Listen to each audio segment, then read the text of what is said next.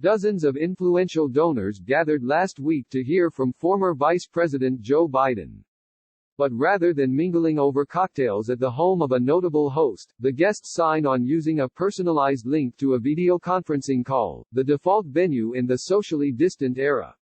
It's the new normal for Biden, whose fundraising has hit new roadblocks after sweeping victories in March's primaries as Americans have turned their focus to the novel coronavirus pandemic and its economic fallout, his fundraisers say. Some of Biden's donors point to the decision by a number of states to postpone primaries to June 2 because of the virus as one way he has been robbed of opportunities to build momentum and grab headlines. We're all concerned, now that the primary is June 2, and no momentous thing happening like winning major primaries. To give him a boost, both in terms of media attention and delegates, until June, said Alan Kessler, a longtime Biden donor and bundler. But some of his allies fret that, even before the pandemic, Biden was far behind President Trump, who has been raising money for the general election since 2017. They worry the current environment, which makes it impossible for Biden to hold intimate, in-person gatherings with wealthy donors, and in which Trump has much more visibility, may deepen his challenges. Biden's backers hope his name recognition and voter enthusiasm to oust Trump will ultimately make up for any financial setbacks, and, they point out, Republicans face the same hurdles in raising money while the coronavirus remains a threat. Supporters note that the anti-Trump sentiments will ultimately rally the party, and its donors, around the eventual nominee, and Biden has a delegate lead to challenge Trump in the fall. Sign up for our Coronavirus Updates newsletter to track the outbreak. All stories linked in the newsletter are free to access. He posted his strongest monthly fundraising record in February, and aides say the campaign raised $33 million in the first 2 weeks of March, when donors consolidated around his candidacy after most of the other Democrats dropped out of the presidential race. Senator Bernie Sanders, IVT, remains in the race and has a narrow path to the nomination. Joe Biden is driving huge voter turnout during this primary season, which has translated to a significant delegate lead and a strong fundraising uptick, said Biden campaign spokesman T.J. Ducklow. Americans are craving the kind of steady, competent and compassionate leadership right now that Vice President Biden has modeled his entire career, and we're seeing enormous energy and enthusiasm across the country, financially and otherwise, to bring that kind of leadership back to the White House.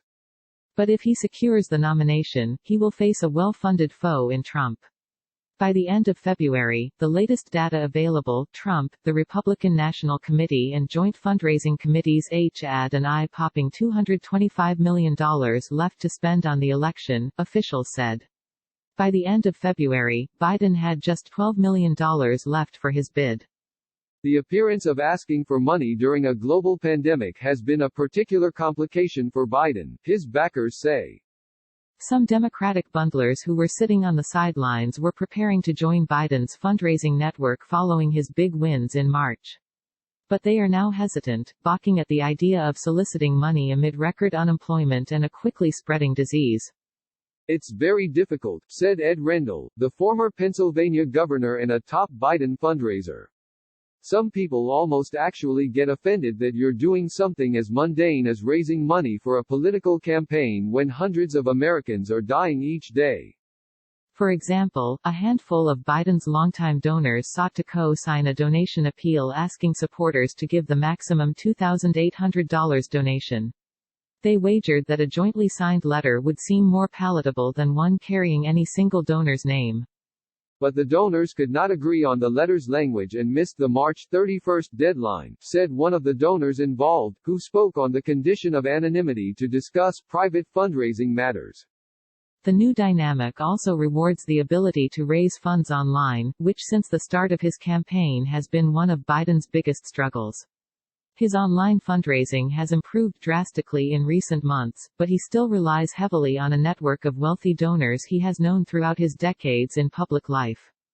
Biden has tried to make up the lost ground, partly with a barrage of Facebook ads, where the campaign has been spending about $100,000 daily since Super Tuesday, that are soliciting new donors to his campaign, but even his allies concede he is far behind prolific small-dollar fundraisers such as Sanders and Trump.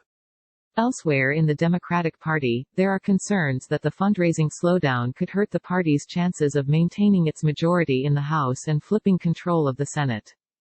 Lesser-known congressional candidates typically lack established donor bases enjoyed by longtime incumbents who would give even without attending a fundraising event. Meanwhile, Trump's massive re-election fundraising has buoyed the party's down-ballot candidates, who are able to tap into his fundraising earlier than Democrats can because of the legal advantages that the incumbent's party enjoys, Democratic strategists say. The American people are seeing how well President Trump is responding to this crisis, and his bold leadership is helping our country weather this storm, RNC spokeswoman Mandy Merritt said in a statement.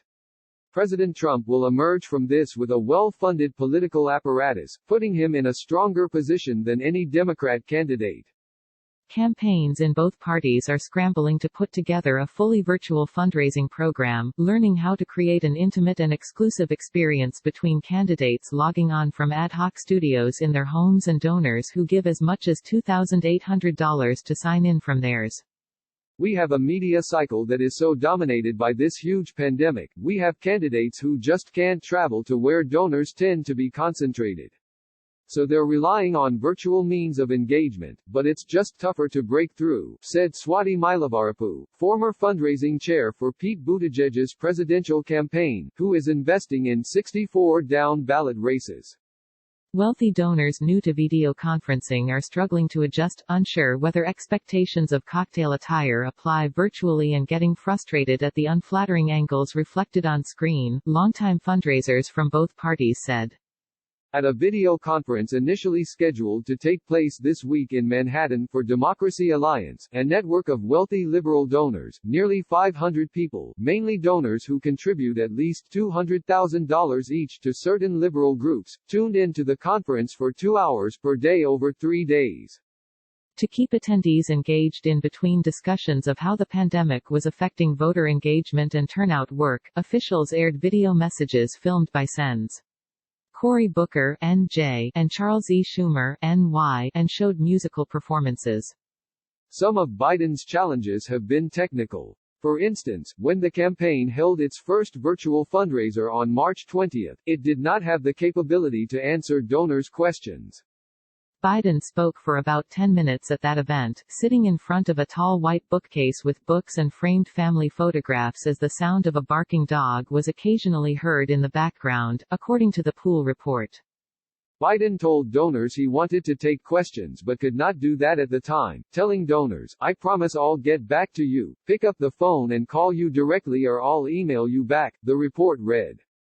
The events have markedly improved in recent days. He answered questions during fundraisers held on Thursday and Friday that, combined, attracted nearly 300 donors, and Biden's interviews and private events have been running more smoothly, said Kessler, the longtime Biden donor, adding, "Hopefully, we'll be seeing more of that." Chelsea Janes contributed to this report.